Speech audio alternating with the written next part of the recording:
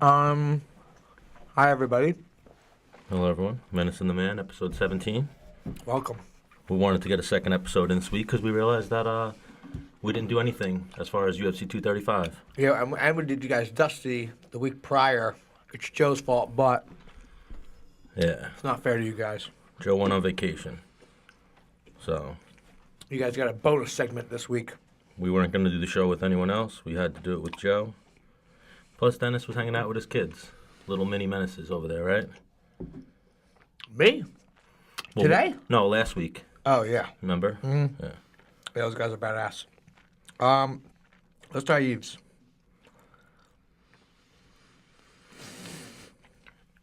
Hopefully we didn't keep him too long. Hard down. When was the last time you had a gusher?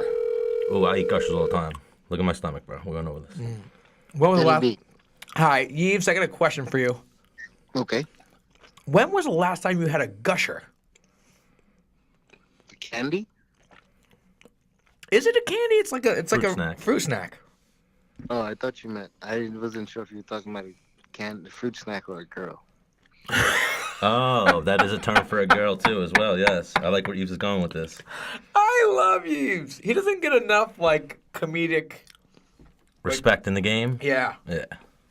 yeah. One of my favorite tweets I've ever seen in my whole life was from Yves Edwards. What was it? I had 5 guys in my mouth and I had never felt so great, or something along those lines. Yves, what was it? There was something about that like that. I don't remember. But yeah, something like that. He's referring to the burgers, but it was amazing. Yves, What's up, Danny B? how much time do you have? First, I wanna. How much time do I what? How much time do you have to shoot shit with us? I got a bit. Nice. I don't know. Oh, nice. We thought we were holding you up a little bit because we got a little bit of a late start. We were trying to get the video and everything up and popping. Oh, okay. So you're in Vegas right now. Sorry, I was yawning. Yes, I am in Vegas. You're cornering Mickey Gall. I am. I'm doing that. How's he looking, dude? Mickey looks great, man. Mickey's a talented kid. He's got great jiu-jitsu.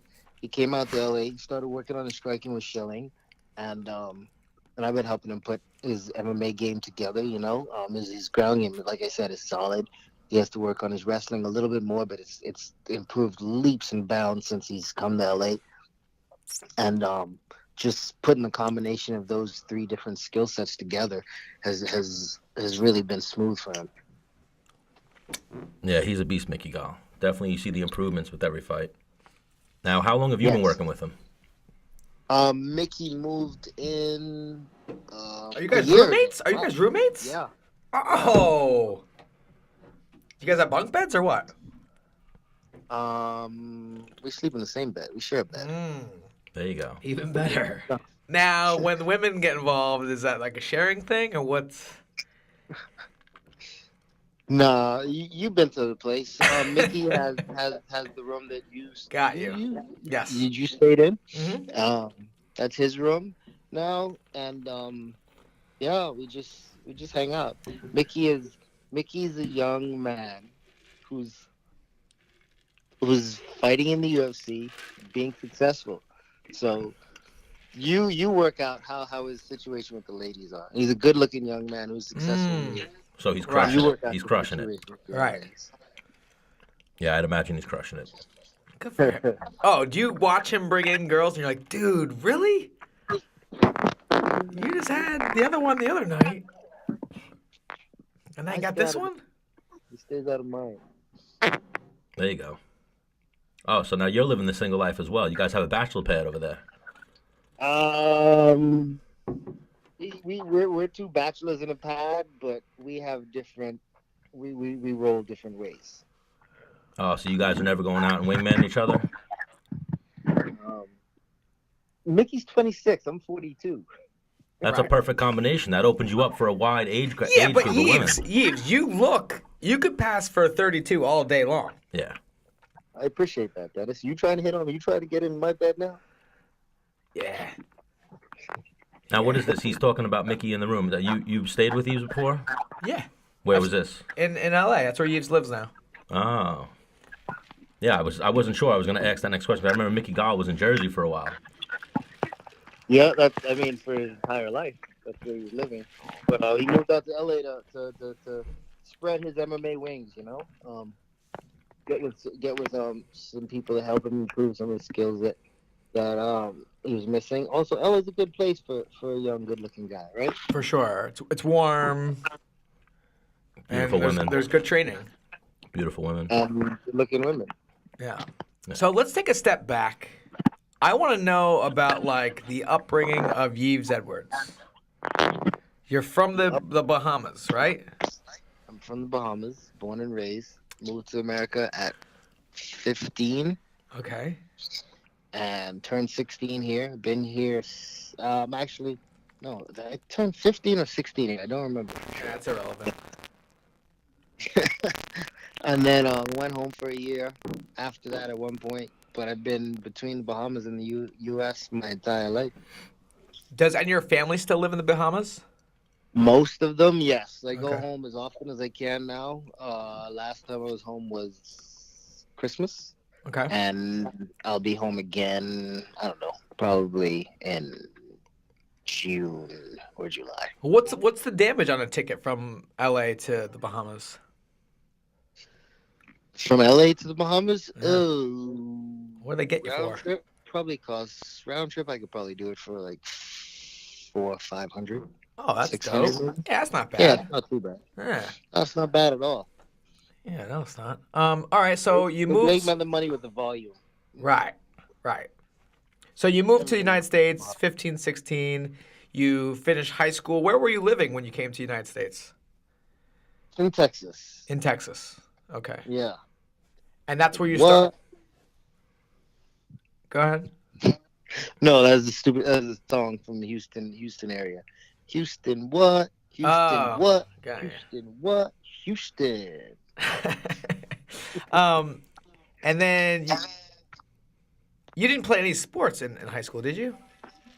I left the Bahamas to come here and play basketball. Okay. When I got to the U.S. and playing basketball, I was pretty good at the sport. But when I got here, there were other 15 and 16-year-olds my age, my height, who were a bit more advanced than I was. I started to close that gap, but then I fell in love with fighting. I fell in love with martial arts, traditional martial arts at first, and then one day getting home from school, I looked on the TV guide, saw they had a UFC. So they had the UFC was debuting. I mean, it wasn't called a debut then. It was a cage fight. Kickboxing versus judo versus karate versus Right. kung fu and all of that. And I was like, I want to see that. I paid my stepdad to order it. I gave him the money for the pay-per-view because I was training traditional kung fu then. Praying mantis kung fu like Jason DeLucia. You guys who don't know who that is, go look him up. He fought in the first UFC also. And I was hooked after watching the first one. I was like, I want to learn how to do that. Because, like, I was watching it. Hoist Gracie came out. He fought his fight. All the fights went up on the ground. I didn't understand anything that was happening. And then Jason DeLucia, who represented Praying Mantis Kung Fu, which was the style that I was doing at the time. And I was like, yeah, I'm going to see some cool kicks and stuff now. I'm going to see that stuff. And I saw, like, a hook kick. And I think he threw, like, a wheel kick or something. I was excited. Then he got taken down. But then he got the guy's back and choked him. I was like, oh, I guess that stuff works. I got to go figure that out. Right. So when did you were like, man, because I've been over your house and you've showed me videos of you fighting in gymnasiums, like on a wrestling mat against another dude, nothing on your hands, just like a fist fight. I'm like, what? What is this? Yves and OG. Dennis, y'all kids, y'all don't know how to appreciate nothing. Back in my day, yeah. We didn't have. You couldn't just turn on TV and watch UFC. Right. You had to fix. You had to have the box. Yeah, and they had to go to your friend's house who had a satellite. Right. You had to wait for a copy of a videotape. You know what a videotape is, Dennis? You know what a VHS tape is? Yeah, dude. I'm not that young. I'm just kidding. I But yeah, no. I started in 97. I mean, the UFC started in 92, 93, I'm sorry. and I graduated in '94. I went back to the Bahamas in '94. I went to I'm doing finger quotes right now, a ninjutsu school there. I was like, there's no ninja. I went back to the Bahamas in '94.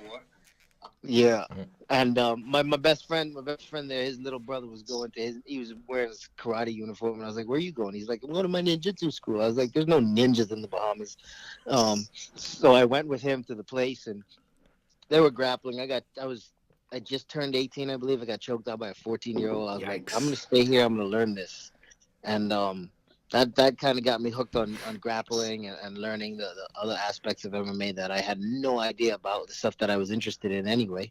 And then when I moved back to the U.S., I found a gym as soon as I was able to get a job. My first paycheck went into um, signing up for a gym, and I started training in 96 or 97, and I had my first pro fight on my record in '97. I think I had my first amateur fight. Was that the one in the gymnasium?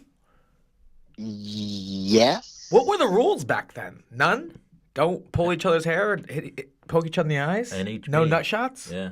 Yeah, there's no biting, no groin shots. I don't know. And Who then, like, cares about rules? but to fight, it wasn't like you got a cup on, you got a mouthpiece in, like whatever you wanted to show up in, right? I had a cup of the mouthpiece because I wasn't stupid. But Right. I've seen guys fight with toilet paper in their mouth. Wow. I like that. Yeah. I've seen people. I've fight- done that before for Yeah. training. What? Just stuff tissues. Yeah. Paper I in just your mouth? I ate a shitload of gum and then like made my own mouthpiece out of gum. And it worked, right? Yeah, I had my teeth, Yeah. There you go. you know. I'm sure a lot of people were doing that back in the day that didn't have a mouthpiece, something Yeah. like that. So Yves, you've been in fights in the Bahamas and you've been in fights in Texas, like high school, like street fights, right? Yeah. Is there any difference between a fight in the Bahamas and a Texas high school fight? Yeah. For sure. I mean, in the Bahamas, fights can get, or back then anyway. I don't like. It's kind of sad right now. Locally in the Bahamas, I don't know what's going on when people get into fights. But I mean, I've been in fights. I've seen fights. Lots of things. You get projectiles and accessories in your fights when you fight. In the Bahamas, Yeah. right? You know? Because I had Things my dad had a worker that he's from Jamaica, and we call him, his name was Fitzy. So we call him Fitzy Cent. And he didn't like that. But anyways, like I'd like Fitzy, like I had already been fighting. He's like, "You're not gonna take me down, man." And I'm like, "Dude, Fitzy, I will fuck you up." He's like, "I'll get a brick, man. I will hit you with a brick." Yeah, And, see, that's the thing. That's the thing about Bahamians, island people. I know maybe all Africans, but when we're fighting for our lives, we're fighting for our lives. Right. You know, like if we're not signing a contract, we're not agreeing to something. This is Whatever it this is a takes. potential life or death situation. You know. Yeah. So I'm not arguing. If I'm in a coffee shop and somebody gets into an argument with me, I don't know what he has. I don't know what his friends have. I don't know who's around. Like, I'm not just hitting you with my fist. I'm hitting you with the coffee pot. Yeah, shit gets crazy. Shit gets crazy in street fight. We were talking the other night when we had the people in the studio about people that have hit each other with bottles, and you were like, "That's so crazy. People do it all the time." No, my older brother used to. That was one Yeah. of his moves. Yeah, people do that. No, shit I've all the never time. had to. I've Right. never had to use any of the accessories. That's fortunate. But I'm not opposed to it, especially, once again, if my life or people I care about, their lives on the line. I will do anything. Right. So now, as you were protect them. fighting professionally, were you still finding yourself getting into like street fights and stuff I've been in one fight. since you Since started I- fighting? Yeah. How'd that go? It was really short, and I guess you wouldn't even call it a fight. It's just it was okay. It went well for me. It didn't go well for the other guy. Yeah. Three hits. You hitting him, him hitting the ground. The ambulance hitting 90. Oh, there you No, nothing. go. No. I think Yves laughed at it. Yves, that was funny, right? I giggled, Dennis. I All giggled a right. bit. Yeah. So one of my favorite things to ask people I have on the show is give me like your most memorable street fight, and I don't care if you lie to me. You can make one up. Most memorable street fight? Yeah. I Like I can make want one. like I why don't did have it happen? Like what kind of piece did you hit him with? Like what was the result? Like where'd you run? Where were you? The whole nine. Paint the story. Well, it's a really, really short story. It's Okay. a really short fight. I was playing basketball in this court in Houston, and we're playing a 4-on-4 game, full court 4-on-4 game, and this guy's run his mouth. He's a little bigger than me, but he's talking a lot of smack, and he's just going off on me, and I get tired of it, so I start going back at him, and I start calling him. What's the rating on your show, Dennis? Go ahead, say whatever you want. Yeah. Okay, so I started calling him the pussy in the purple shorts because he was he just like so like that was his name from now on. I was like. It's like over here, the pussy in the purple shorts can't guard me. He can't hold me. Pass it here. I got the pussy. I just every single time, Anyway, he got frustrated with that. We got into an argument. We're face to face. He's yelling at me, and I'm like, "Well, do something then. Do something then." This is the first time I've ever hit somebody like this. We're about. How old just are you at the time? I am 19. Okay. Yeah, I was about 19. I've been training. I learned a little bit of grappling when I was in the Bahamas, but I hadn't started training mixed martial arts here in the U.S. yet. I was still working on my green card and being able to work here. But I was playing basketball anyway. This guy, I'm like, do something and do something. And we get into this yelling match, and I'm leaning. He gets in this stance like he wants to swing at me, and I'm like, "What you gonna do? What you gonna do?" And he swings at me. And I lean, that kind of matrix kickboxing thing when someone leans back, like I lean back kind of like that. I'm sure it wasn't as pretty, but as I did that, I just come back with a roundhouse to the head. Oh, and I'd damn! never kicked someone in the head before, and he went down and knocked him out. His head hit the ground pretty hard. He was bleeding a little. I thought I killed him. I was freaking the fuck out. I was terrified because he fell from straight up to the went ground down onto concrete. Yeah. Nothing stopping him but his own brain. No. I'm like that's how I remember it, but I'm sure that's not what happened. I'm sure he like went down and just hit his head as he went down. Okay. But I thought he was. I never knocked somebody out before, so that was completely foreign to me. I was terrified, and his head was bleeding. Yeah, you were planning your escape back to the Bahamas. Did you dip instantly, or you stick around, make sure like he waked up? I was gone. I was gone. Yeah, you're gone. I was gone. And you had only known this guy from this day on this court, or you knew of him in general? I never met him before. Never saw him before that day. I never saw him again. I did see him again. I didn't go to the court for like a while because I was afraid. The cops were looking for you. Yeah, at first I thought he was dead. So, I think maybe that day or maybe in a couple of days, I found out that he went to the hospital. That he didn't. They called an ambulance. Yeah. He did not die. There was never a threat of him dying. But I didn't want to go back there because I also thought I may get shot. This was in the hood. But my boys at some point, were like, yeah, that dude was at the court again. He was asking for you. I was like, was he asking for me for? You want some more? But anyway, that wasn't it. He said he wanted to apologize and this and that. I wasn't very sure of that, but my boys were like, you should come out. No, he's cool. We've been hanging out with him. He's cool. So we went and he wanted to. We kind of squashed it. Man. I don't even remember how it started. What the catalyst was, right? But I just remember that I did not like the shit he was talking to me, so I pushed back, and he didn't like me talking shit back to him, and that kind of escalated the situation. And because I was a slightly smaller, probably younger guy, he thought he's feeling himself. He's feeling strong. Yeah, so I wasn't having that. Those were better times. Like when like we have a problem right now. Like let's knuckle up, dude. And, like, he's looking for me. It wasn't like he was looking for you with a gun. It was like either he was looking for you like, yo, man, I'm sorry, my bad. Or like, hey, let's run it. Let's try it again. Let's run it back, right? Yeah, not like, oh, I got 6 friends with me or a gun. Yeah. You know, those were better times. Now you get That like was you what beat I was someone, afraid you of. beat someone up, you got to worry about getting jumped and all. Charges. Yeah, charges. Yeah.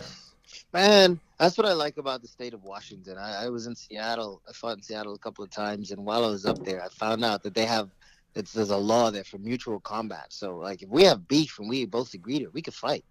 Wow, Like, that's it. Yeah. I I've get seen the cops won't even interfere. really? Yeah, Yeah, well, you There- never heard of there's that? a mutual combat law in the state of Washington. I got a petition for that in New York. New York, it'll never Right? happen. That should be across the world. Trump. Because fighting solves everything. I don't care Yeah, what anybody yeah. tells you. If anybody tells you fighting solves nothing, tell them they're a liar. Because that's false. I- Fighting solves everything. I tell you what, Everything, yeah. people wouldn't have Twitter fingers as much if they said something and could get punched in the mouth when they got saw on site. You know what I mean? They'd think twice before they said things and type things out for sure. Oh, definitely. Yeah, for sure. But we have this protective. I don't know. Somebody wrote something down somewhere at some point, and now it's like all these little punks. They can just run their mouth at will. And then have What did your no wrestling coach friend call it? repercussions. What did your wrestling coach friend, your old college coach? Oh, call- my- He called it, like the pussification of America or something. No, that's what you called it. Oh, that's what I called it. Yeah. Yeah. But yeah, he was saying that though, like how kids are softer Well, now. the millennials and stuff like that. Yeah. Like you a know? D1 program today isn't what it used to be. Right. Yeah. Yeah, he said that. So Yves, you got this fight coming up with Mickey Gall. You'll be in his corner. What's things looking like right now for Mickey? The weight's good. Everything's going good for him. Yeah, weight's really good.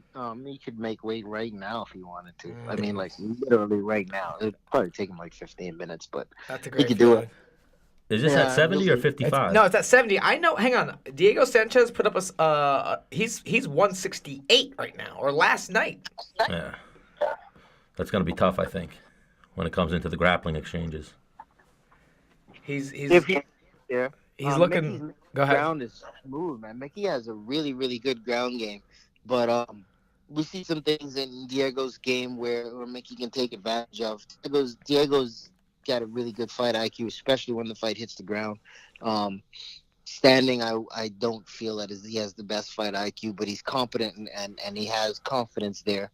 He doesn't have the chin he used to have, Right. so he's got to be smarter in the striking department. But Mickey's young, he's big, he's long. You know, he works hard. We've got a good game plan.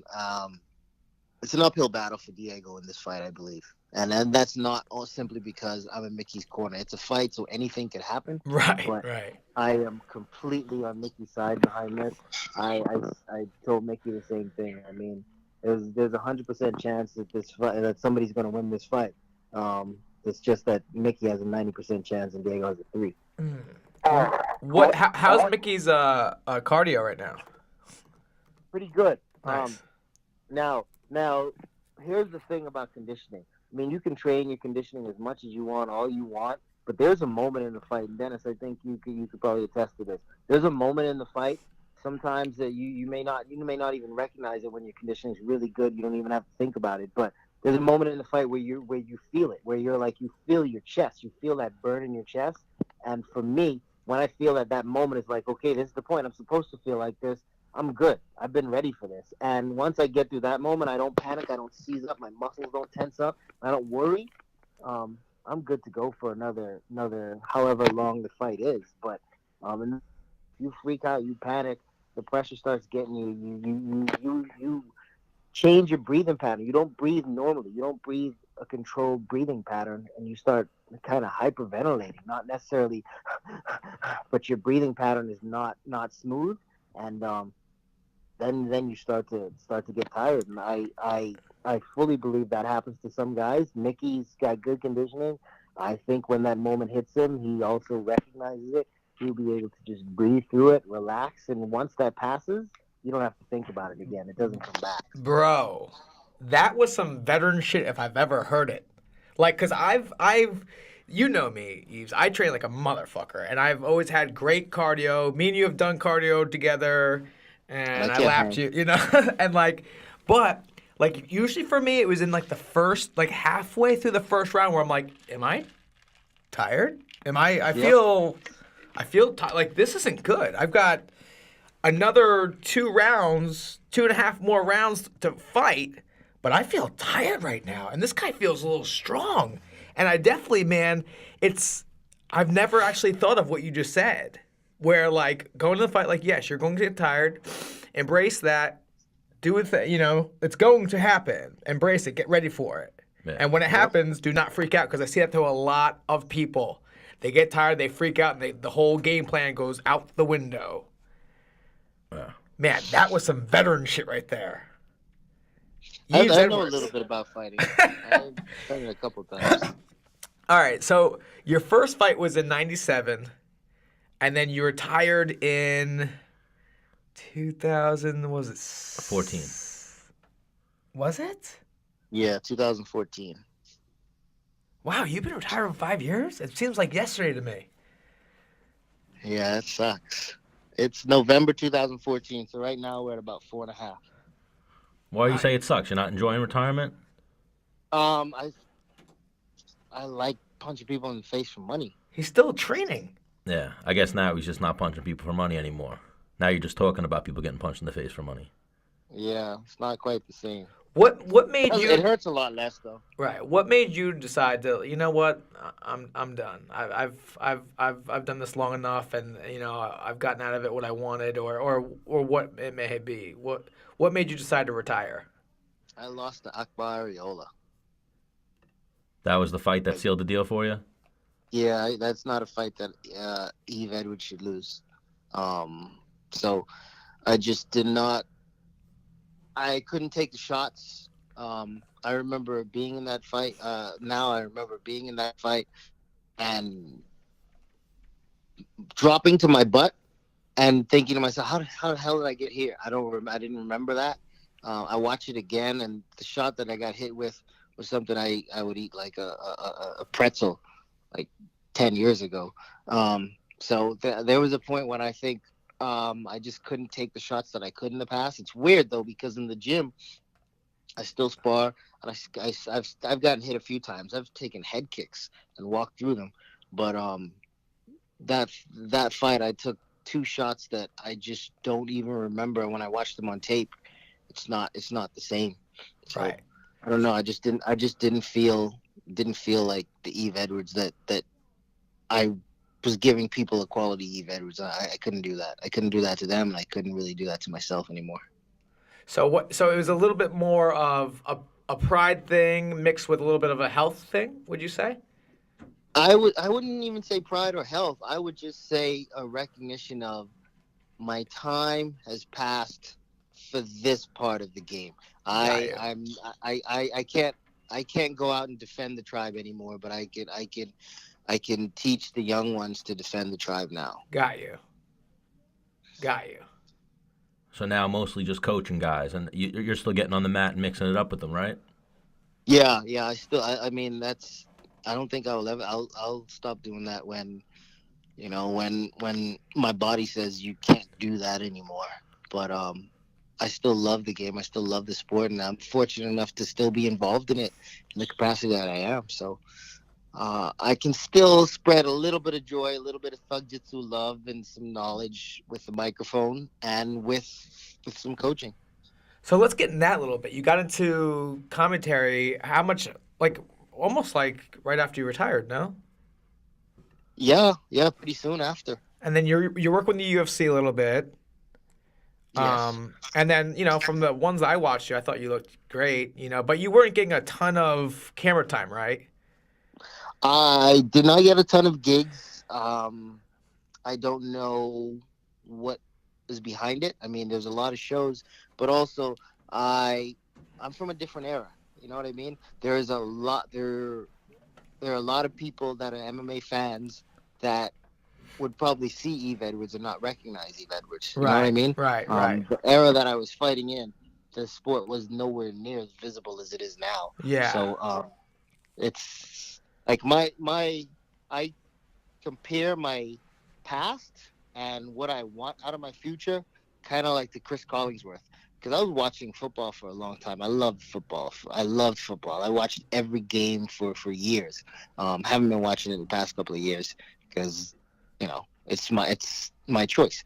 Anyway, Chris Collingsworth is one of those guys that I appreciate his commentary and whatnot, but I did not know that he was in the NFL when they had the Right. strike in '85. I was watching some documentary. I don't remember what it was. It might have been 30 for 30, but he's a part of the strike in 1985, and I was like, oh my goodness, Chris Collinsworth played football. I feel like that's kind of what I could be. If someone's not telling the audience that Yves Edwards was at one time the number one lightweight in the world, maybe they don't know that. Right. But he sounds like he knows mixed martial arts, so maybe he's a Joe Rogan type. He's never done it before, but he knows what he's doing. Nope, I've done it before. You just haven't seen me. You've seen me, you just don't know it. Right. You're one of the only guys that, I mean, Jeremy Stevens is fighting this weekend. You're one of the only guys that knocked him out, like to the head. You're the only person that punched Yves Edwards or punched Jeremy Stevens in the head and slept him.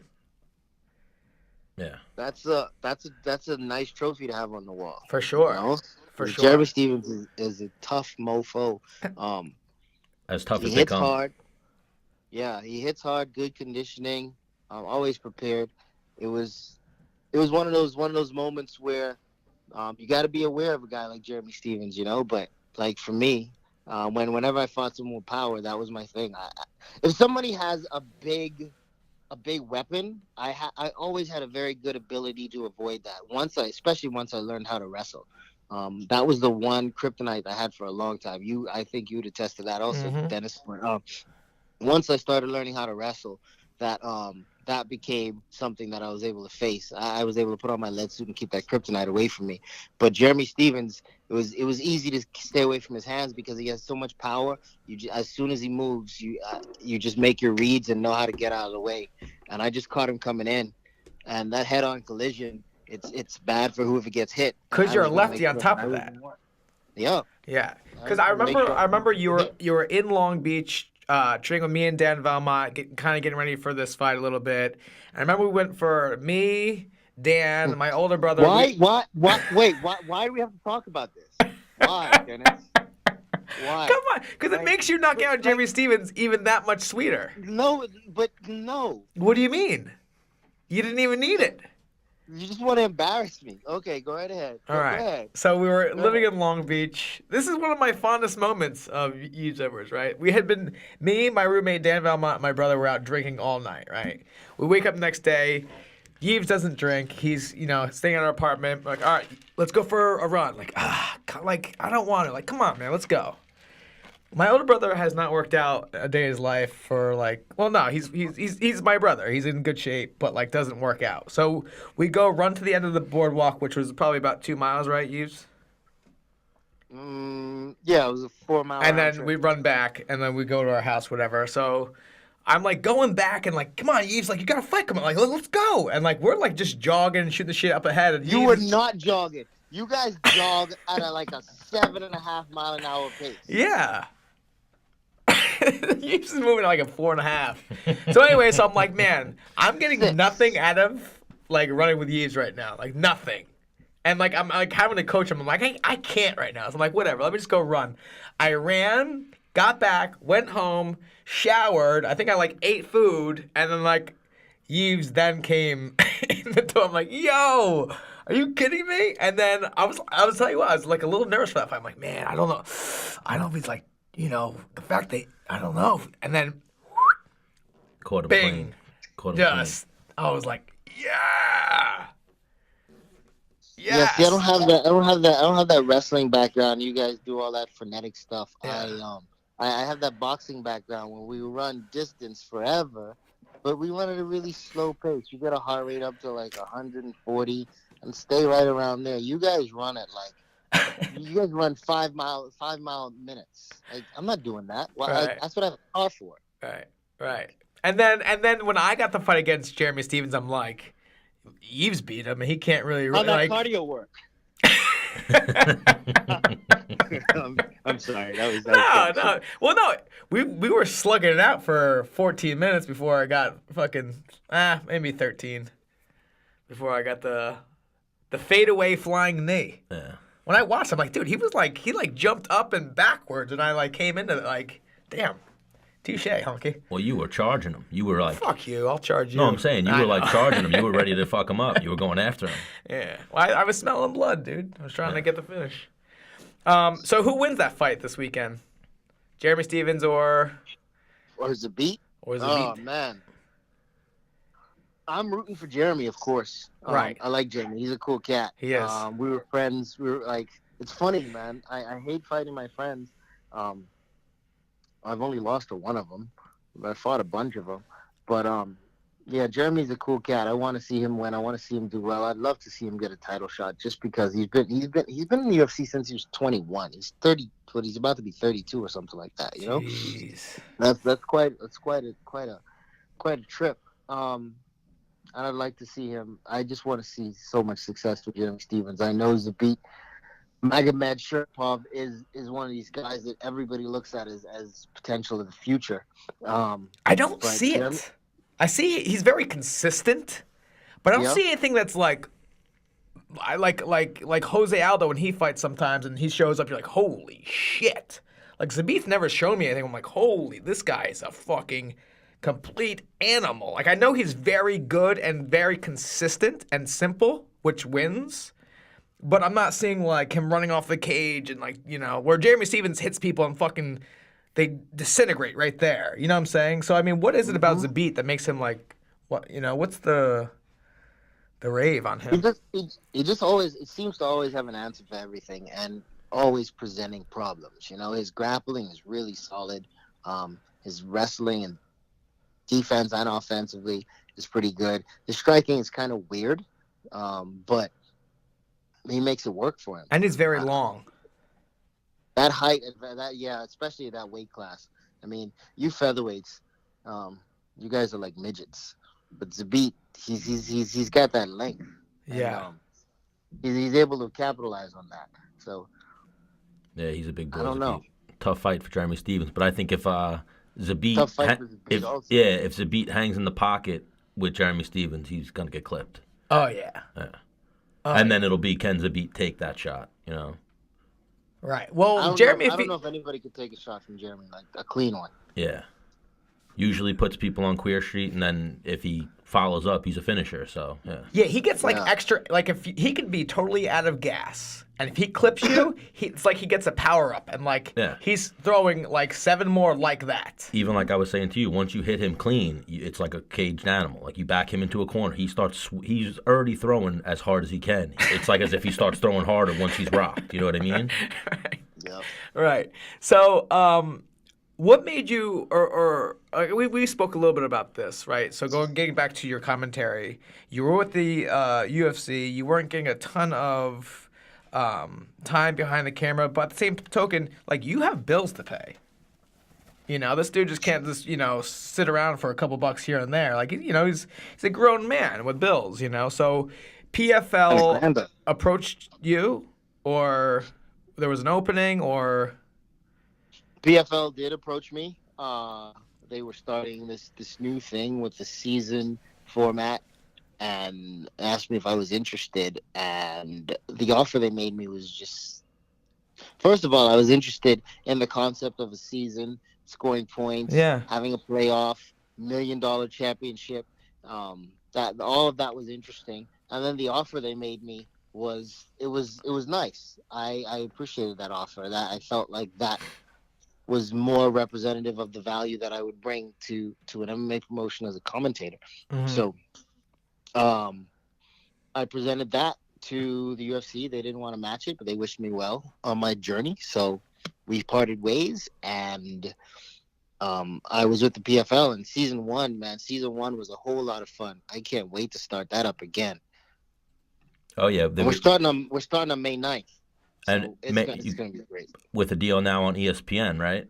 Now on ESPN. We're going to be on ESPN2, ESPN Deportes, and the ESPN Plus app. So, so in my head, like, I knew, like, the UFC had done the ESPN deal.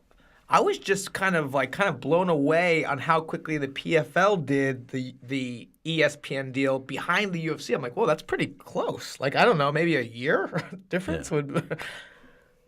I'm sure they're way bigger, different deals though. You know, like I'm sure Yeah, the UFC's for a lot more yeah, content.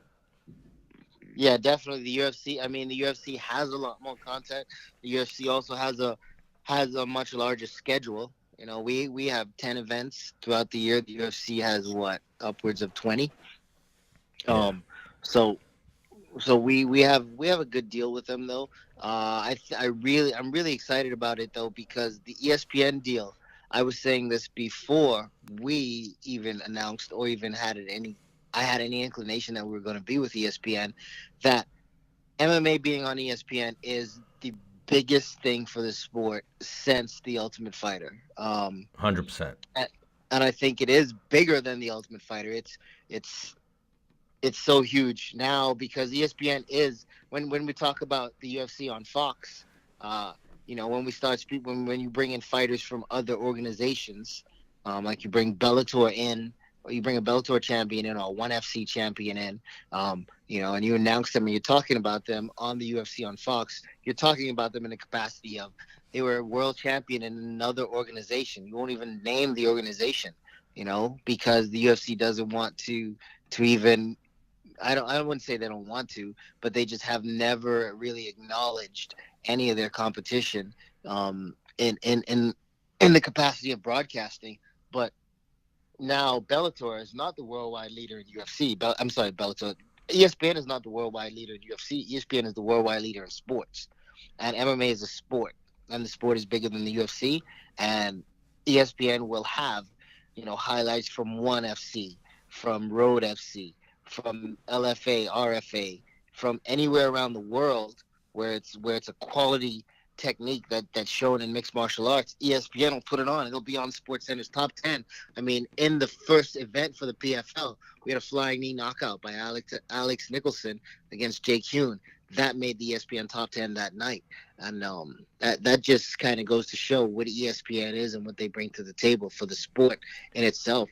I really believe that's a game changer for everyone. And now that the PFL is also with ESPN, it's just another property within the sport that's going to help the sport itself in its entirety grow. I agree. Well said. But Yves, before we let you go, you have a book. I do. I have a children's book. It's called The Talent Quest, and it's about this group of kids called the Combat Kids. They are they're different animals. They're represented as different animals. We have Bella, Saja, Butchie, Dozer, Gregor, and Teddy, and they're No Dennis these character, guys. huh? Dennis can visit. Dennis can be a what do you call them? You can make a cameo. Okay. You could definitely, because I am sure Dozer would be a Dennis the Menace fan. Now, what animal is Dozer? Dozer is the British Bulldog. Okay. Is there any tigers in your book? There is a tiger. That's Because Saja. hang on, so I've got a confession to make. I'm going to go home and buy the book on Amazon tonight. I haven't been on Amazon since I've talked to you, because when I go on Amazon, it's kind of like Walmart or Target. You just buy shit. I just buy I'm going in there for one thing, and next time I look at my cart's like $200. I'm like, God damn it! So I try to stay off Amazon a little bit, but sometimes when shit doesn't show up at my door, I'm like, maybe I should get on Amazon, because I kind of like that little meeting at the door, like, oh shit, it's a fucking gift. Anyways, back to the tiger in your book is what's his name? His name is Saja, and he's a Muay Thai fighter. Okay.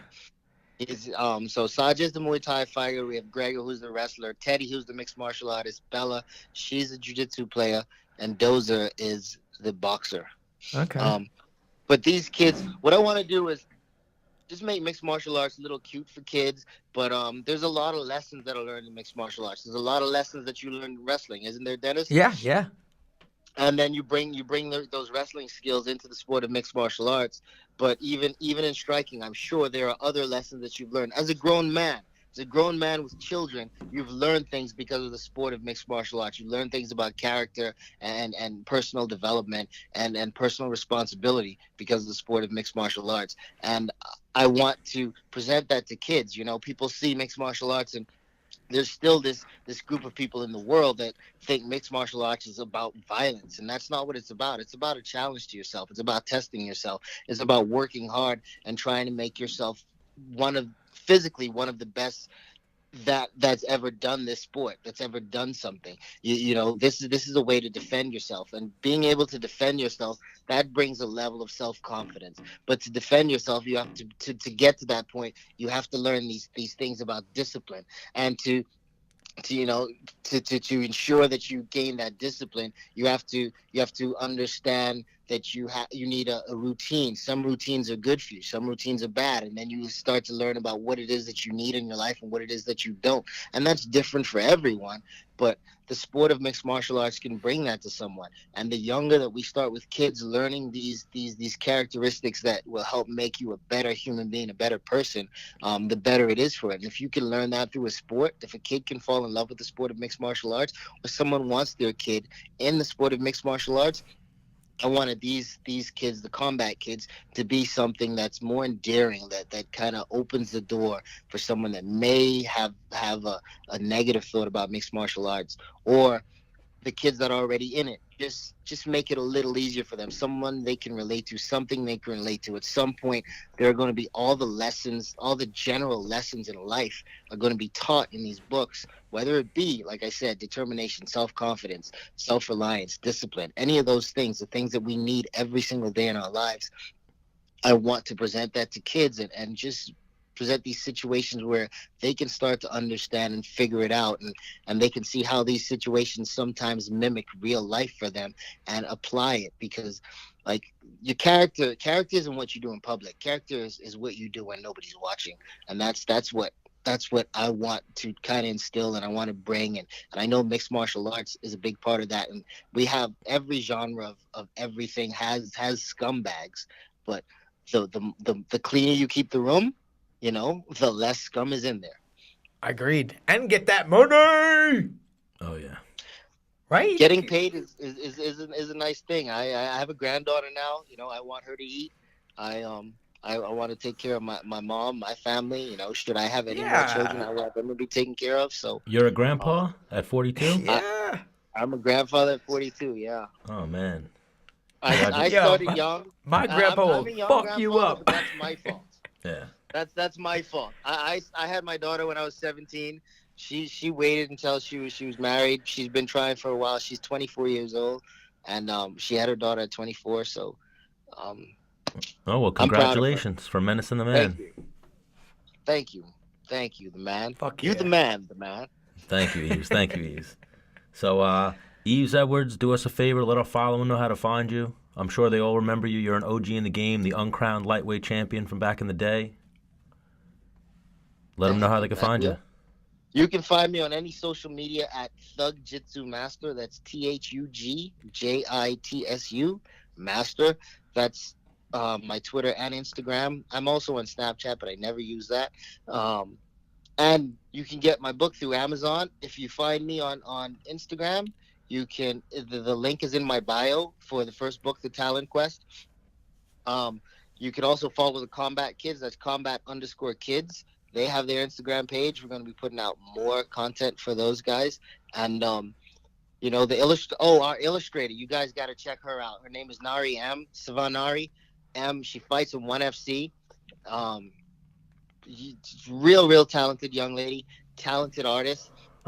And then on the third person on our team, psychologist from Australia, Brooke James. She wrote the first story, and we collaborate on these characters and just try to bring them to you. So follow me. You'll find them in through our pages, and you'll find the kids in my bio. Follow the Combat Kids to keep up to date with them. And yeah, check out the book, man. It's awesome. It's fun for kids, ages about. You can start reading it to them at any age, really, and it goes up to about 10, 11 years old. And I really think this series is going to be huge. It's going to be a good thing for kids, and I think it could be a really good thing for the sport of mixed martial arts also. Dope. And what was that? The Talon Quest? The Talon Quest is the name of the book, and the group of kids, the series itself, Combat is Kids. the Combat Kids. All right, everybody, check out Yves Edwards, the Talon Quest, the Combat Kids, and thank you again, Yves, for joining us. Thank you, guys. We'll have you on again soon. Awesome. All right, Peace. peace. Good luck this weekend with Mickey.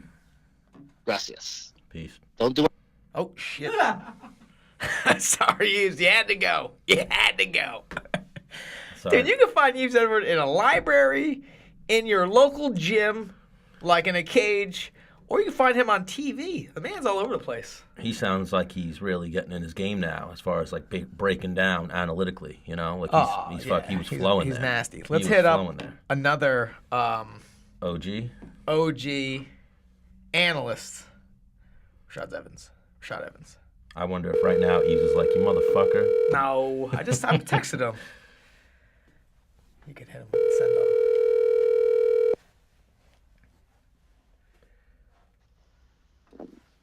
Dennis, what's up? What up, big bro? What's up? What's up, fam? Fuck, I'm just chilling, man. What's up with you? You in Vegas? Yes, sir. That's what's up. Yes, So sir. so Yes, little sir. bro gonna get after this weekend. Yeah, that's the plan, man. I mean, he's been looking good, you know.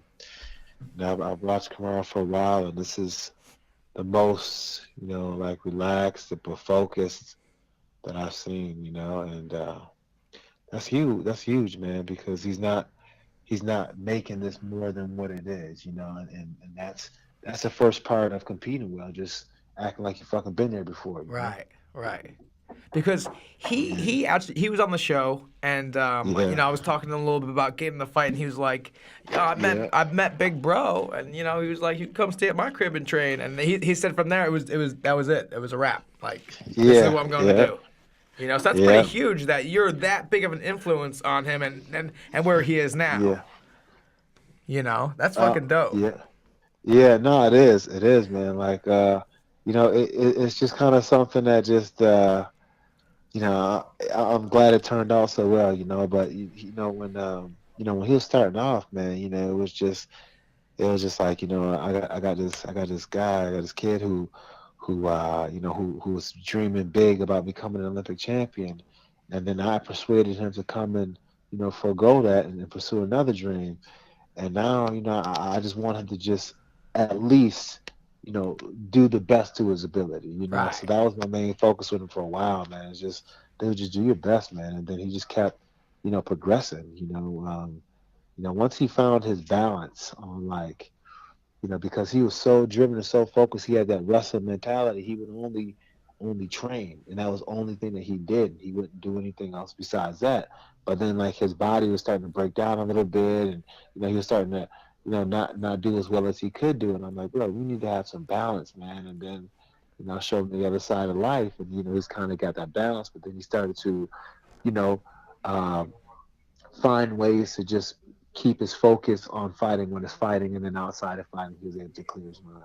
Right on. So you're in Vegas right now. Are you there for commentary? You're in his corner, or you're just enjoying the fights? I'm just enjoying the fights, man. I'm just here to just watch him. It's gonna be hard for me to like, really get to be in the corner, just because I get so emotional watching him get down and doing this thing. Yeah. Yeah, But- I was gonna say if he was sitting at the desk, that'd probably be a hard night to watch fights that night. Well, not to for commentate, right? yeah. Like, To he's just like- commentate, that'd be terrible, man. Kamara looks good right now. Tyron not looking so good. It's just, Yeah, I did one time. I did commentate when Keith Dravine was fighting Rampage, and it was not the best at all. Like, I just started watching the fight and forgot all about even saying anything. So you've been in commentary for a minute now. Yeah. For a When while. did you get? When did you get? Right after you retired, you got into it, or? No, like man, back in 2007, me and Kenny and John Anik, we had a show called Living Day Live on ESPN. It started off with on an internet show, and then we grew in popularity to the point where we got ours on ESPN, and we actually did a fight on ESPN in Montreal. So I mean, we were able to do a lot before, we came over to the platform at Fox. But yeah, I was doing it for a while, man, and Yeah, just 'cause- by accident too, just by accident, just kind of like by, I went and did an audition, and the guy at ESPN, he liked me, and he was like, "Hey, you should try to do some of the stuff." I'm like, "What?" So I tried it, and it worked out. so I after I retired and I spoke to Dana like, hey man, thanks for let me fight for the best organization in the world, so on. It's been an honor. And then I followed up with like, yo, even though I'm done fighting in the UFC, I don't want to be done with the UFC. So if you guys have commentary or interviewing, like, let me know, man. He's like, oh, we'll fly you out for an interview or an audition. So I was like, dope. How? I should probably follow up with him, right? That was like 3 weeks ago. I think you should definitely, man. I think you know why? Because it's something that you have a great platform, but at the same time, you get to brush up on your speaking, and you get to, you know, be out there again. You still get to Right. feel the energy, but then you're from a different perspective where you can kind of enjoy it a little bit more. You can, I'm so much more of a fan now than I ever was, just because I get to, I get some of the best seats sometimes, and I get to watch these fighters Right. at a different level, and it's fun. It's something really fun. So I think you'll be good at it as well. So, you know, Oh, I'm sure as an analyst too, you're looking up guys that you normally wouldn't watch because I'm sure yeah, yeah, you just watch the guys you absolutely, know pretty much. yeah, and that's the best part too. Like when you get like somebody that you know nothing about, but then by the end of your study, you're just like, holy shit, that dude is is ridiculous. That was Peter Yan for me last fight in Prague. That dude that fought Little John. Right. That Right. dude, Right. I didn't know too much about him at all. But watching him, studying him, getting ready to fight, I was like, I knew he was a killer before that fight. Yeah. And then when that 135. fight Right. happened, yeah, when that fight happened, that motherfucker did not disappoint, bro. Yeah, because I got some homies that I went to college with that are now full time coaches at Tiger Muay Thai, and he goes over there and does some camps. So I've seen like some of the clips that they put of him up, and also like my boys that I wrestle with, like they're not fluffing anyone just because they train with them. You know what I mean? Like they Yeah, push guys harder than other guys, and like the guys they push harder, they're like killers. So I'm like, this kid must be a beast. So I had like a yeah, little behind the yeah, scenes. But Little John, man, like I was on the show with him. That motherfucker is so fast, and he can sleep a motherfucker as a 135, even a 125 pounder. yeah. I mean, You that's know? yeah, yeah. Even in that fight, like he caught him with a nice little right hand. Little John did, so he showed that he still got that power. Yeah. You know? Yeah, man. He just got so much fast twitch muscle. It's crazy. So much So fast twitch. I so know. I want to go over two things with you. One, I want to like, man, how did Rashad become Rashad like as a young buck till now? And then also I would like to go Yeah. over this fight card this weekend with you a little bit. Okay. All Bet. right. Yeah. But let's start Yeah. where Rashad Evans. Where were I you born and raised?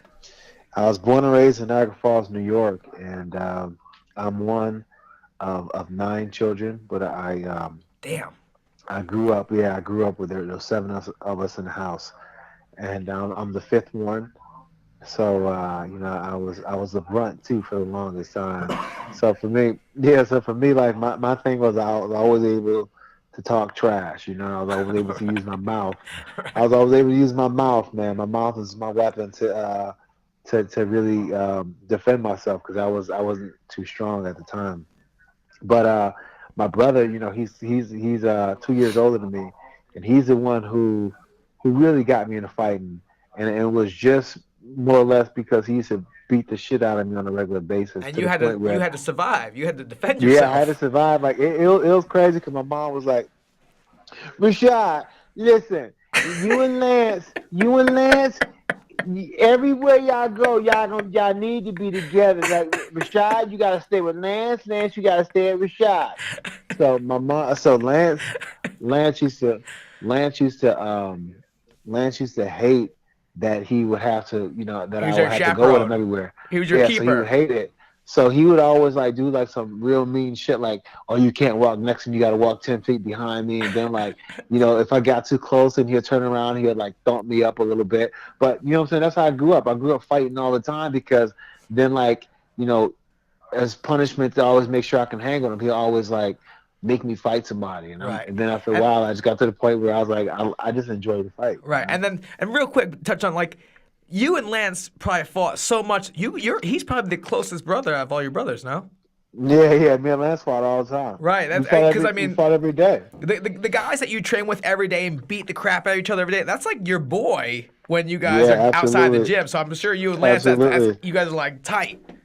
Yeah, we're real tight, but we'll fight all the damn time, man. But he made me tough just by default because I had to deal Fuck with his yeah, shit, you you had to know? take it. Yeah. Yeah, I had to deal with it. So like all through college when I was wrestling, I always had that fighting edge and stuff like that. But I didn't really dive into doing MMA until till I graduated from college. I still had that competitive edge to just like want to compete. And I was working in the hospital, and part of my job was like I was putting bodies into the morgue and restraining Damn. people and like doing all kinds of like it was crazy. I would see some crazy things, man. So What age did you start wrestling? I started wrestling in like ninth grade, eighth grade. And did one Started. you were you following suit with one of your brothers or? Nah, I actually got started wrestling because I did wrestling in gym class one time, and then the guy who was the gym coach was like, "Oh man, you need to wrestle," and then I was like, "All right, I'll try it," and then I tried it, and I didn't really like it, so then I tried to quit, but I was pretty good, and he wouldn't let me quit. So then it got to the point where like if I skipped practice, he would find me, and then he'd come to my house and pick me up, and then make me train outside of training. And then my mom let him do the shit because she was like, "Yeah, Rashad, you need that." So it's like she just let this dude just come to the house and pick me up. So then I just learned. I'm like, you know what? I'm not gonna get out of training. And most of the time, if I make him come to get me, he normally just destroys me when he comes Right. to get me. So I better just start, going to practice. So I started going to practice, and I started to do well in wrestling. Pretty soon, wrestling was like the thing that that was giving me a lot of notoriety. Yeah. Well, how many were you a state champ? No, so I was in New York State, and I was like when they only had one state champ. Yeah, yeah. So I said fourth 2 years in a row. But Damn. could you believe that John Vellante is a New York State champion? I Could know. you believe it? A New York State champ when it Yeah, was one. Come on, yeah, man, that's crazy. but yeah, That's but fucking crazy. what weight class were you wrestling at? I was at 145 one Yeah, year, and then I that's was at like one. that's like the hardest weight class Yeah. in this in the state. He was at like 197, where it's probably the I was weakest. like, 215. Yeah, 215. There's no good. Every That's when good. Russell was Yeah. 215 state champion. I don't. I know he Yeah, was. I know he's a motherfucker. little heavier, right? He's always been a big Yeah, dude. yeah, he was a state champion. I couldn't believe it. I'm like, he was a state champion? That's bananas, bro. It actually That drives me felt, nuts because he never. I talked to mad people about Gian. Like he does. And I watch him train. Like he doesn't even really train that hard. He's just a naturally gifted athlete yeah, who just does like the bare minimal and gets and then and he's cool with that. yeah. Slacker Yeah, all like day. Yeah, damn. But I mean, he may have turned over a new leaf in his older age. I haven't trained a he's long he's time in a he's while. he's pretty funny, man. But I'm just like when Chris Weidman was like he knows how to wrestle, like he's a state champion. I was just floored. I was like, what?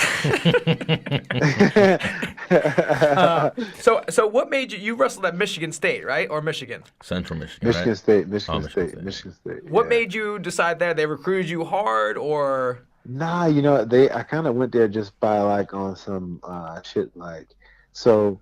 I was being recruited by this college called Ithaca, Yep. and they were kind of riding me for a while. Like since I was before I went to junior college. 'Cause But I went to Ithaca junior was college first. D2, D3, D right? three, D Right. three, Fuck yeah. that. So they wanted me to go there when I came out of high school, but I didn't have the grades. So then I went to junior college.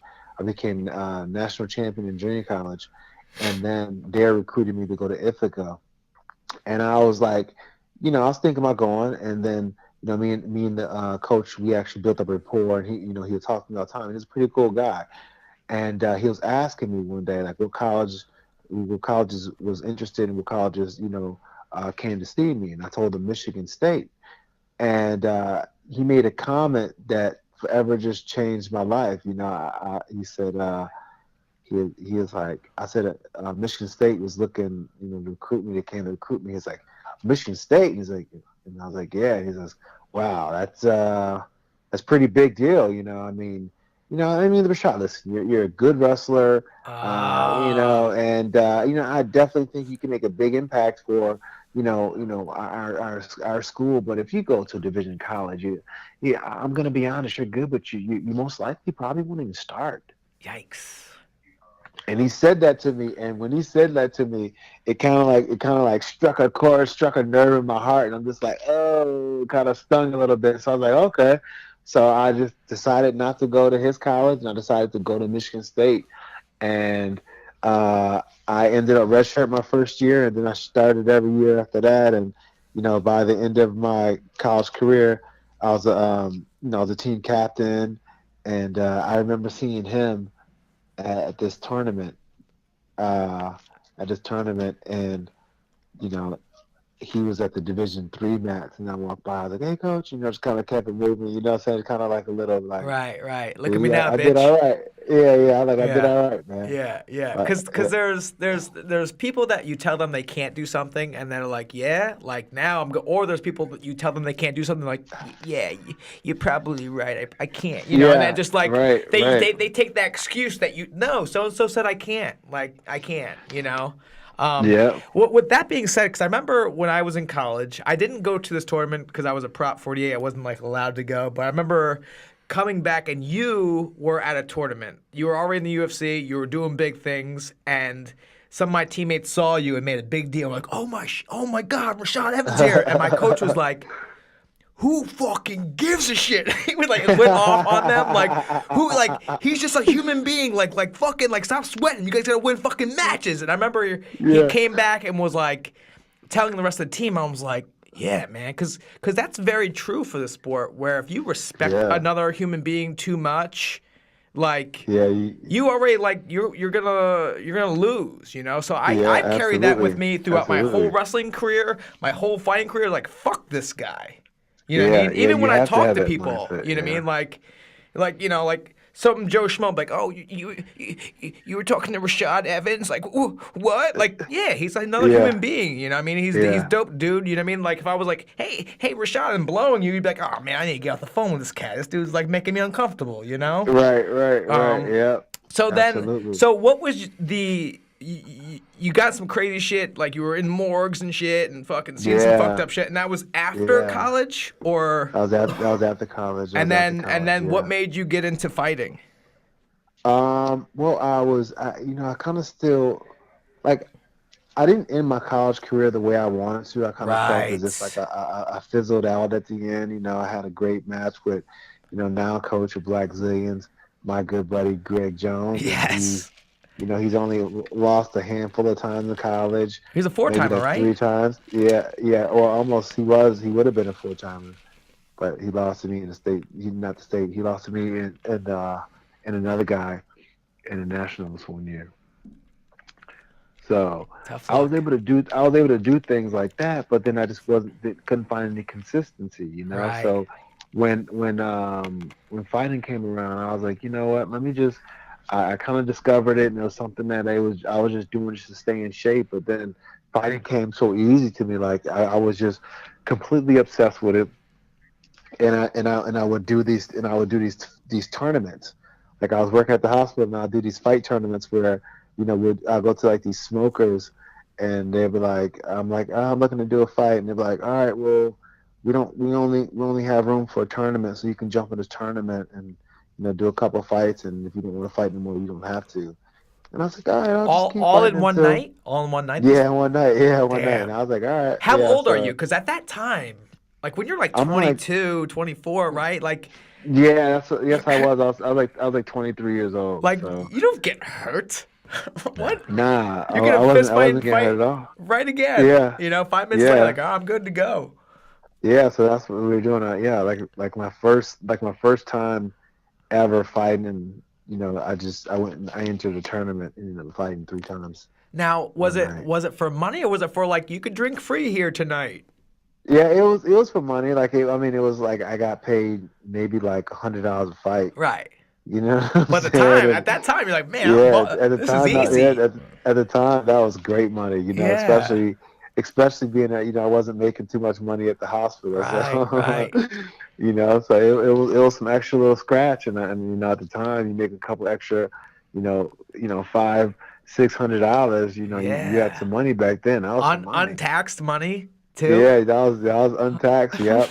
And then I'll record like these. I'll have like these fights recorded on VHS, and then I'll go and like show them off, leave them at work for people to Yeah. So, watch. show a few chicks like, hey, look what I could do. Yeah, that's what I would do. That's what I would do all the time. Yeah, I was a chick maggot. Yeah, that was crazy. Yeah, yeah, man. Because Right. the more I sit here and talk, I'm like, man, are we the same person? Because I remember, like, for me in college, like, I ended up like dropping out of college to raise a kid that wasn't mine for 2 years, and just like Oh, I wow. felt like I didn't, unresolved, like, man, Yeah.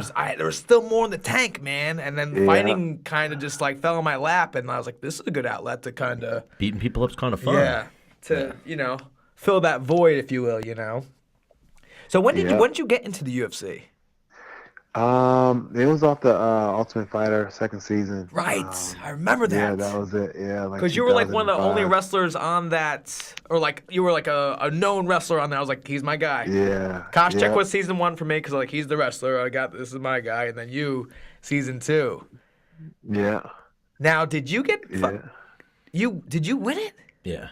Yeah, you Yeah, I won won it. I won So it. your Yep, I contract was won it. pretty dope. Yeah, it's pretty. I mean, it's pretty decent. Because I It took was pretty second, and decent. my contract was a real piece of shit. Yeah, it was pretty decent, man. The thing about it is that they never made me really fight through the contract, so that was cool. I didn't Oh, get to do a got couple you, fights in got it. you. Yeah, yeah, they were really good about that. Yeah. They would always look out like that. That's So. dope. So But- big card this weekend. Let's run through Yeah. this card real quick, and then we'll get you. All right. Let you get back to relaxing and chilling out with the gang. Yeah, for sure, for sure. Well, so we'll start with Diego versus Mickey Gall.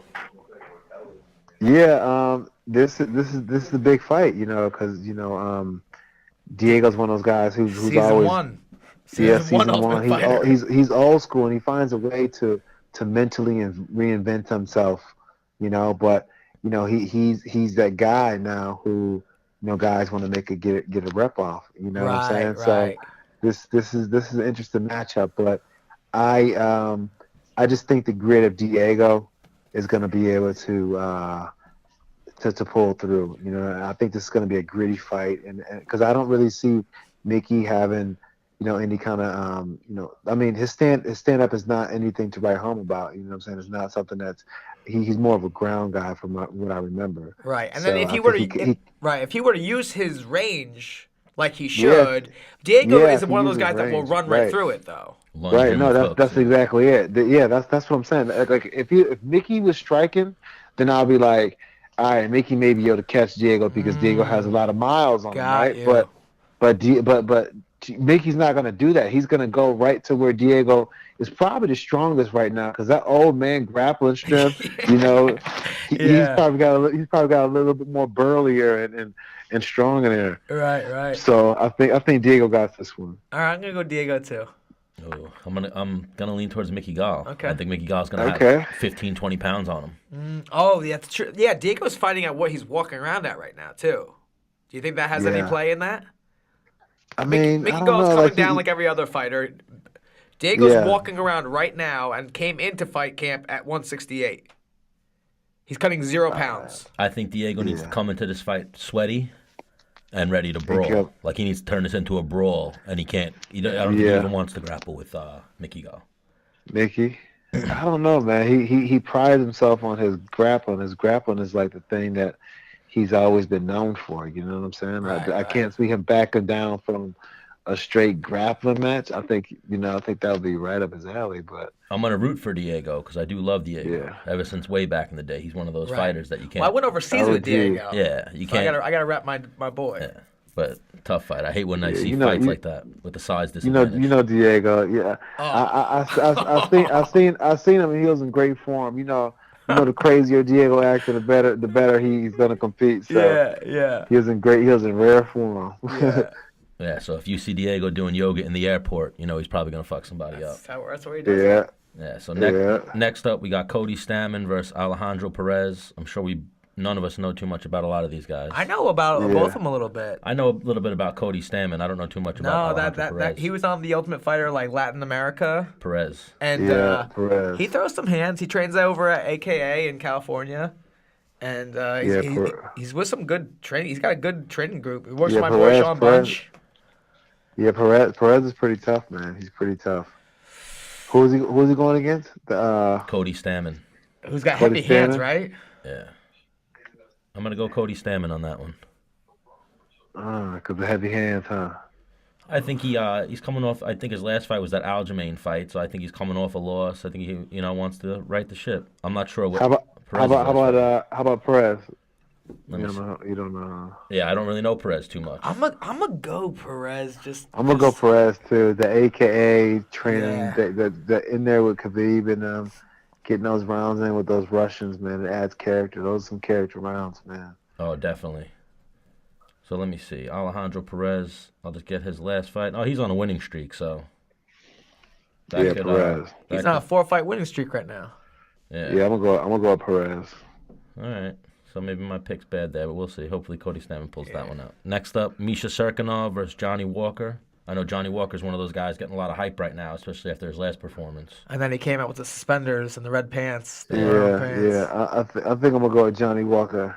Yeah, I'm gonna go with Johnny Walker. Well, what's this dude? Is this dude Russian, this other cat? Yeah, Man. Misha Serkinov is one of those tough Russian dudes. If you're a Russian dude, I'm like, man, you're probably tough as nails.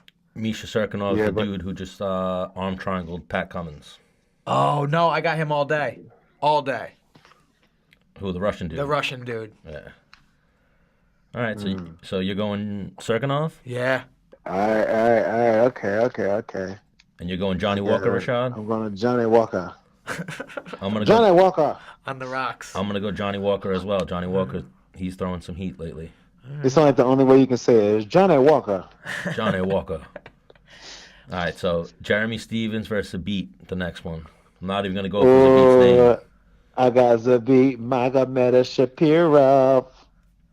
Oh, he's going for Zabit. I'm going for Jeremy. Yo, so Rashad, right? You fight a guy, you lose to a guy, or you fight a guy, you win a guy. Either way, are you going for that guy in the rest of his career or not? Yeah, I don't know. I mean, I think. Yeah, I mean. Like I if you think beat that a guy, you you have want to. if you beat a guy, you want that. Yeah, you want him to keep on. you want him to have 'cause success. That always makes you look great. And then always. if you lose to a guy, you still want him to have success. Like, look, that dude was a monster. Right.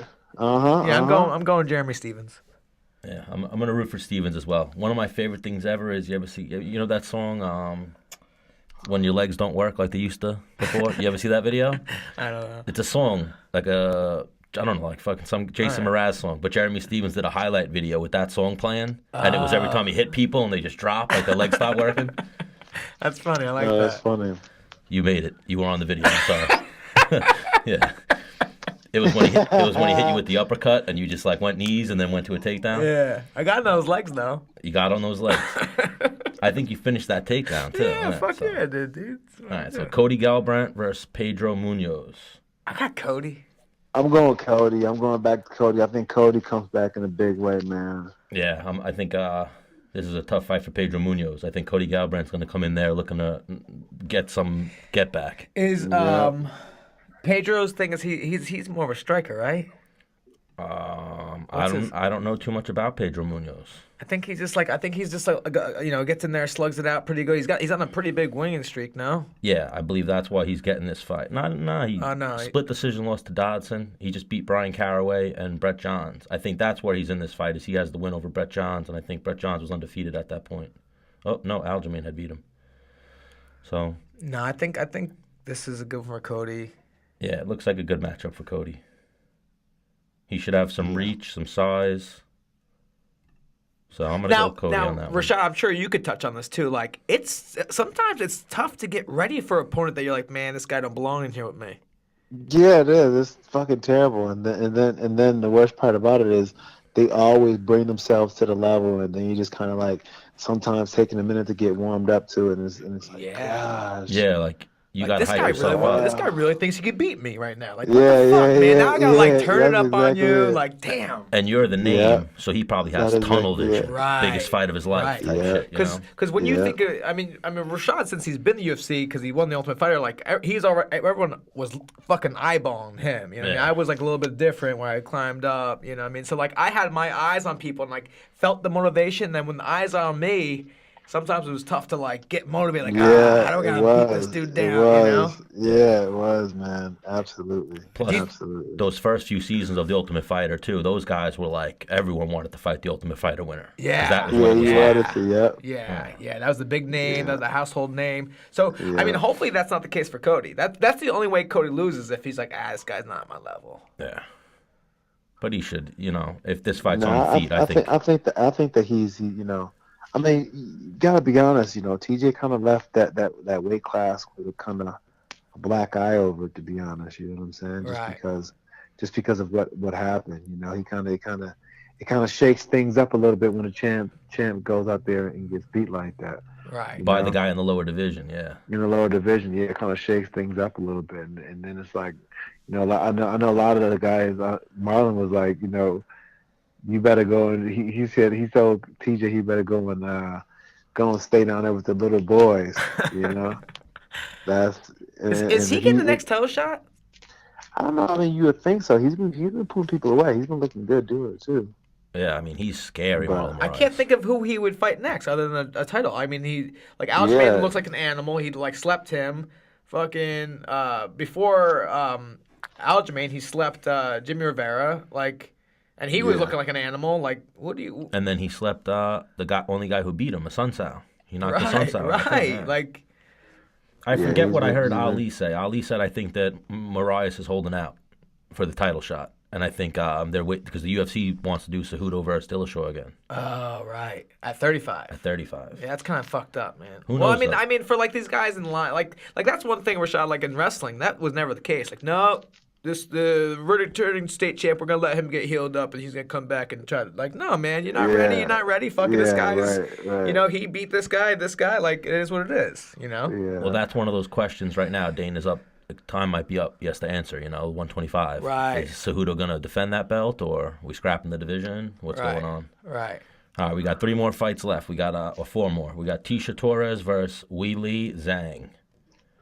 I got Tisha. I never I'm heard gonna of go this Asian Tisha. chick. I'm gonna go. Yeah, I'm gonna go a little tiny tornado here. Yeah, Yeah. I'm going to go Tisha Torres. Her legs look the same size as that chick's body. Like I saw the face off. Yeah. She's looking jacked right now. Tisha Torres is Yeah. always Yeah. jacked. And like that girl's not like taller than her. He's just And honestly, since Tisha did her move to Denver and she's gotten, like engaged and things, she's been looking a lot better. Like I she's agree. been looking the best I've seen in a long time. Healthy mentally. So now we got Robbie Lawler versus Ben Askren. I'm gonna go with Robbie on this one. because you watch his training, you see the whole nine with that. Yeah. He's looking money, huh? Yeah, he looks good. He looks good. But I mean, here's the thing though. Ben is one of those guys who's really hard to land clean on, and he can really stick to you. Yeah. And once he sticks to you, it may be the most terrible thing to watch, but he's effective. Yeah, and the thing is for Robbie, like I don't know how are you guys preparing him for Ben? Because like Ben's one of those weird guys. Like how do you imitate that? How do you know what I'm saying? I mean, it's really hard to. Yeah. It's like one of the kind. Like I Yeah. remember him in college, like guys getting ready to wrestle him. Like how do you get ready to wrestle him if no one Straight in the room funk. can do that or get anywhere near that? You know what I'm Yeah, saying? just So straight like funk. you would get hit with some shit that fucking you've never seen in your life, and well, it's over. Yeah. Now, and he's always looked like this. His body. I was gonna say they definitely got some out of shape. They got Ben when they took the photos for the promo. Ben Askren is very out of shape. Well, no, Well, he's He they say he's strong as goddamn fish grease. yeah. That's what they say. They say he's super strong. he's one of those dudes, and being in the wrestling game, you've worked out with some dudes or been around some dudes that when they grab your wrist, it becomes your wrist is now theirs. They own that now. Yeah. With that grip, you're like, what the fuck, man? I would That imagine monster grip. he's one of those freaks like that. When he grabs something, Yeah. it's now his. Yeah. Like I used to hear that all the Yeah. time back in the day about Matt Lindland. Like Right. Matt Lindland, remember that dude? Yeah. He was like freakishly strong. Didn't look like it at all, but he Yeah. had like a fucking insane grip. Could bench press like fucking 350. Like, Yeah. Didn't look like it. I mean, this is one of those fights that it's very close for me, and so I give it. If it goes to decision, I'm saying Ben won. If it's any kind of stoppage, I'm saying it's because Robbie. Yeah, like I Hooked up. almost can't pick against Robbie Lawler. I love. He's one of my favorite fighters to watch. Ever since I was a kid, he's been one of my favorite fighters. So I almost can't pick against him. Yeah, I know. I mean, yeah, me too. But I almost don't want Ben Askren to go away. I don't want him to stop Right. talking shit. He is fun to watch, like commentary wise. So let's go. Final picks. Well, we got Rashad's pick of Robbie. I think I'm gonna go Ben Askren. I feel like he's gonna get the takedown.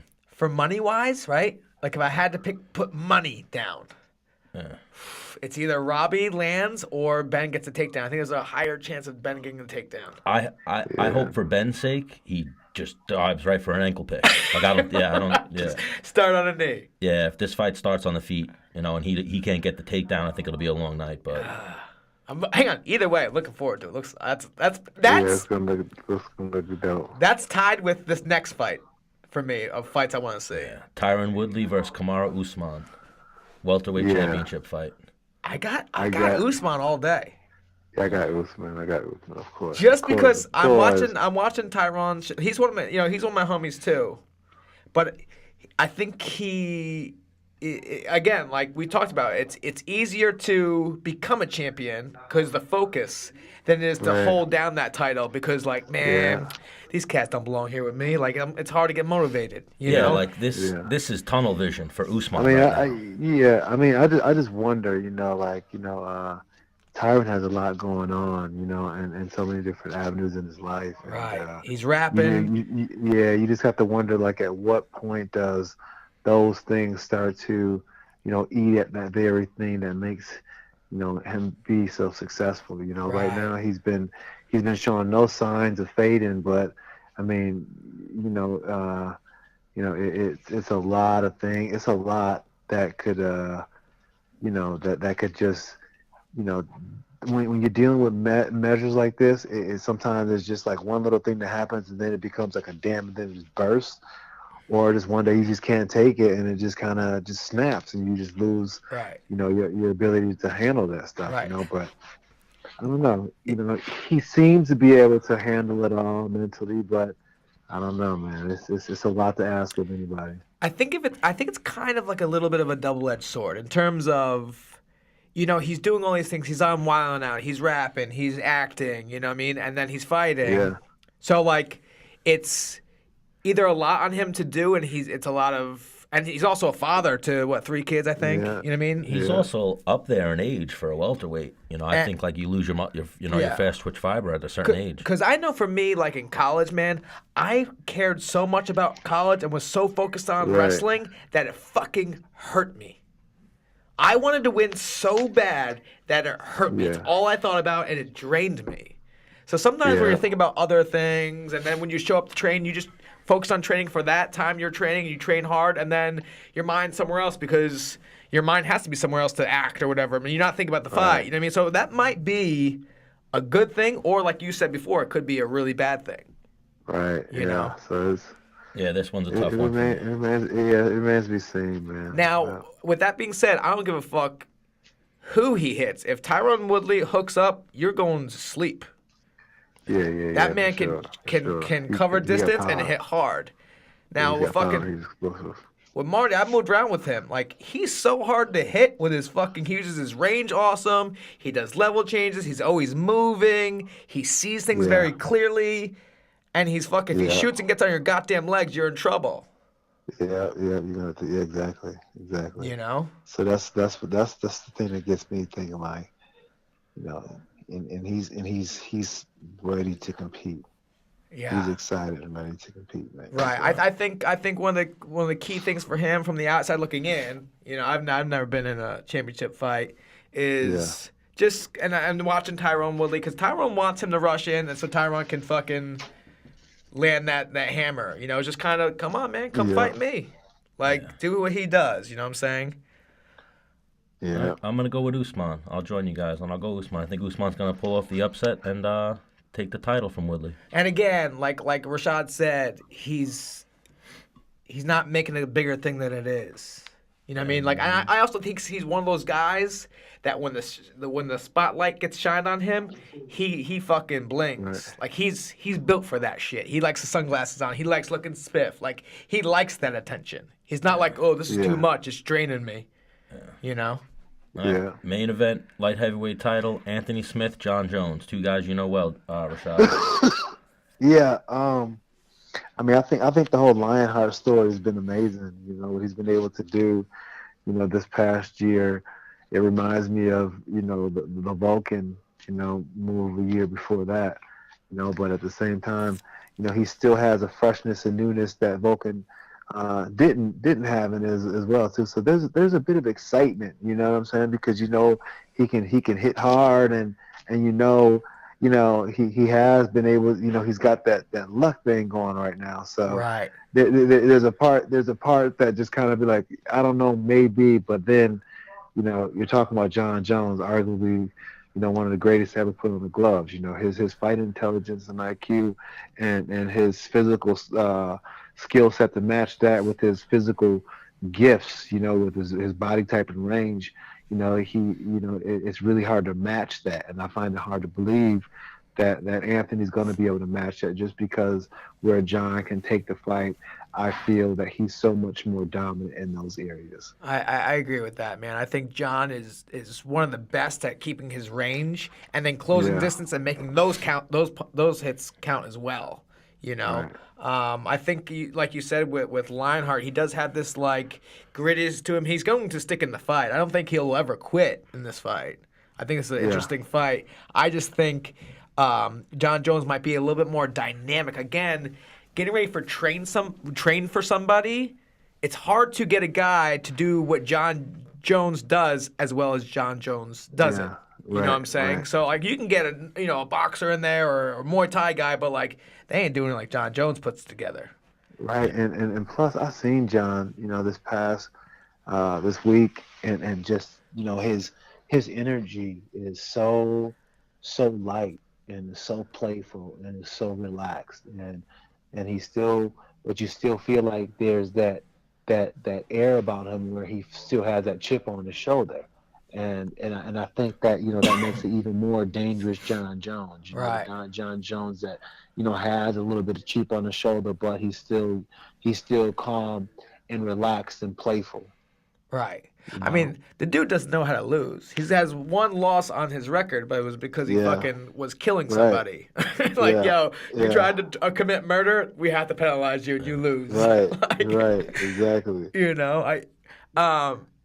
Yeah, so I mean, almost with that, like as a fighter, man, and seeing people do something so successfully, like, cause I remember for the longest time, like, man, I want Ronda to get her fucking head kicked in, just because this bitch cannot lose. You know what I mean? Like, I don't, you know what I mean? Yeah. John Jones is kind of like this dude does not lose.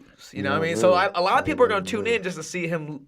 Hey, hopefully he loses. You know, but like, what's funny about this fight? Like, I think Anthony Smith's a great fighter, but like John Jones is fucking the guy right now. Like, if Anthony Smith wins this fight, there's gonna be people that are like, "Told you so." Right. I told you Well, so. no, his stock will fucking triple, quadruple, Oh my gosh, yeah. But I'm saying this would be a huge upset. and that would be This would instantly be run beyond back, huge. right? It'd be like Buster Douglas it'd be almost. bigger than Buster Douglas, Mike Tyson. To be honest. That'd be an instant rematch, no? I don't know. I mean, you would think so. You would think so. I mean, that would be epic. You wouldn't want a chance to not capture that again. Yeah, I think that's bullshit. That rematch shit. I don't know. Yeah, they got to come up with some type of protocol. Unless the dude legit slipped on a banana peel that's never there, so there's no rematch. I mean, but Another question we have for Dana. I mean, though, but John Jones have been the guy in the weight class ever since he's pretty much been in there. So you kind of would give him a rematch. Yeah, just yes. because Does he deserve it? Yes. that. But sometimes you see these rematches, you're like, really? That deserves a rematch? Right. Yeah. Well, You know? yeah, John Jones, obviously, even this fight right now, his last fight, he fought for a title right out. They stripped Daniel Cormier, and we're like, yeah, well, John's coming back, you know. What about the shit he did? What about everything he did? Yeah, but, John's coming back. So it's like, what are we He's going to do? changed. Yeah, there's a few people that can do crazy shit. Connor and John Jones. Yeah. If I do some shit like that, like, sorry, Dennis, we had to cut you, and you're being fined, and you're actually going to jail. You're actually going to jail, Dennis. I call John Teflon John. Teflon John Jones, man. He ain't penetrating him, man. He's getting. He always find a way to make it through, man. So that's it, man. That's the card right there. Hey, that is, man. Teflon John. We appreciate you. Thank you calling in, man, and shooting the shit with us, man. No problem, man. Good luck to the team this weekend. And we want to have you on again in the future. Shoot the shit again. Yeah, for sure. Chop it up, talk a little bit more about wrestling, whatever. Fucking Florida life, whatever. Are you still in South Florida, Rashad? Yeah, I'm still in South Florida. Yeah, I had a funny story for you, too. Years ago, when you first got to South Florida, you actually hung out with my cousin George and my boy Dave. Do you remember Dave, who did all the magic tricks? Yeah. You remember my boy Dave. Yeah. That's what I was telling Dennis. I'm like, you can't forget my boy Dave. I do remember Dave the magician. Dave was cool, man. Yeah, Dave was the man. Yeah, they told me a funny story. They were sending me pictures all night that night. They met you at Off the Hookah, and then they took you to the strip club. Yeah. That was a good time, man. Those were the days, man.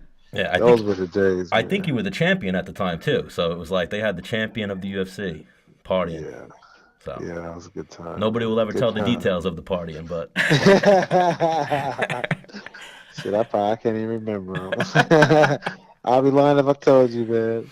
Oh yeah, but I was telling Dennis, my friend Dave's magic was off the charts. He was like, he pulls the card out of his mouth, the card's in your pocket, like everything. Yeah, he's nuts. He is nuts. All right, Rashad, you're the man. Thank you for joining us. No problem, man. You gotta take care. We got one last one. Just before we let you go, I just have to say that head kick of Sean Salmon when I was a senior in high school was by far the best thing I had ever seen up to that point in my life. Oh, thank you, man. Thank you. Thank you. Oh, my favorite was the Chuck Liddell one. The Chuck Liddell one. Yeah, and then he iced Chuck Liddell, and then the people screaming in the background. So you're a legend, Rashad. Thank you again for joining us. Yeah. What would you say? I'm sorry, what did you say? I said you were a legend, Rashad. Thank you for joining us. Thank you, man. I'm sorry. Thank you, man. I appreciate you guys. I really do. No problem. Yeah, let's do this again. Let's do this again. Let's do it, bro. All right. Until next time. I'll talk to you. All right, peace. Rashad Evans. Yeah. Man. Rashad was fucking going there. So what do we think? Do we want to see about Dana? Try Lewis Taylor? Nah, man. We'll shut it right down. Shut it right down? Yeah. Or do you want to do a couple minutes with Lewis Taylor? Shut it down? I mean, I don't. All right, so we'll shut it down. We'll get Lewis Taylor on for next week. And then, we don't have enough time for Gregor either, so we'll get him next week. Yeah, Gregor Gillespie. We're going to bump him as well. Yeah, let's bump him. We're actually going to go fishing after this show without Gregor. Wow. Yeah. That's just how it is now. All right. Well, see you later. Episode 17.